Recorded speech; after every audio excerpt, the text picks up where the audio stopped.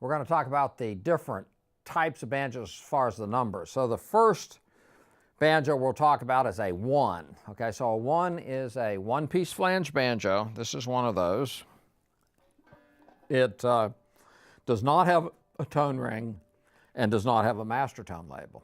Okay, and it would have a maple resonator, which looks like this. Okay.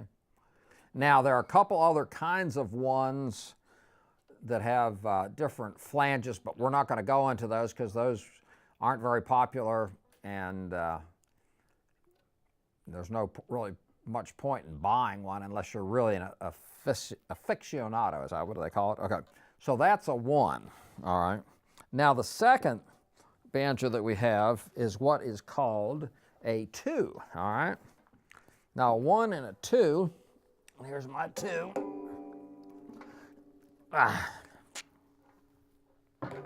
If you remember from looking at the earlier video, a 2 has this label in it, and a 2 came without a tone ring, all right? Now, a 2 has a walnut resonator, and that's what it looks like. I mean, it almost looks exactly like a 1 resonator, and they're going to sound different because walnut is a different sounding wood than is maple. All right? Okay, so we go to that. Now, then we're going to talk about the 3s and the 4s. So a 3, there are 2 kinds of 3s. Both of them have tone rings in them. The 1 is a 2-piece flange 3, and if you don't want to know what a 2-piece flange is, you just look at the video on 2-piece flanges, okay? So this is a 2-piece flange, and it is maple, same exact look as a 1, all right? So that's that one. Now, the more popular 3 is made out of mahogany. Okay. And this is what it looks like. This came with a tone ring. This particular one had a raised head tone ring.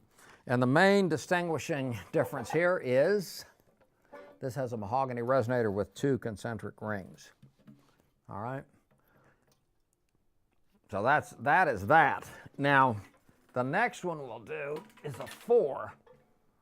And a 4 is right here. And a 4, once again, is a master tone.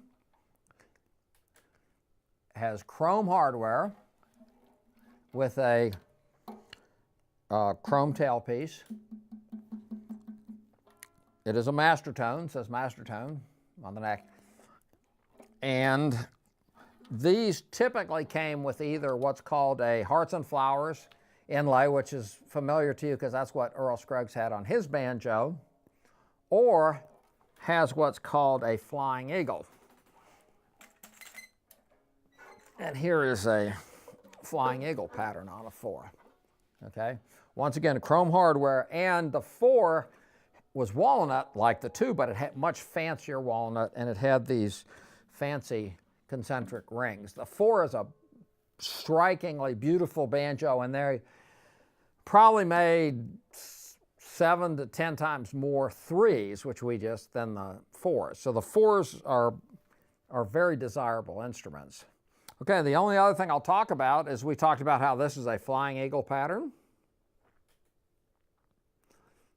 All right, kind of looks like flying eagles.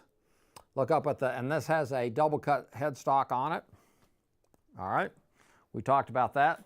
Then we have the Hearts and Flowers inlay, which we just showed you. That's what that one looks like. Double cut headstock, Hearts and Flowers. Now you would have, some of the Hearts and Flowers would have appeared with the fiddle shape headstock, which we talked about. Then we have the Seagull inlay, which was on the 1s, and it has a fiddle headstock. So let's do a close-up of the headstock, fiddle headstock.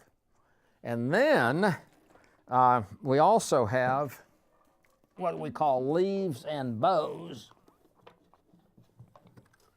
And this leaves and bows,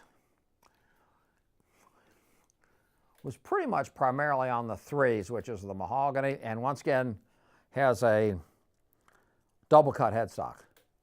So the question is, if it has a two-piece flange, what type of headstock would it have? Okay, oh, here's the answer. It would have a fiddle headstock, okay? If it has any of these, if it has a hearts and flowers inlay, it could have either fiddle or double cut headstock. If it has leaves and bows, it's primarily double cut, and the Flying Eagle also would be double cut. All right, so that concludes this particular video.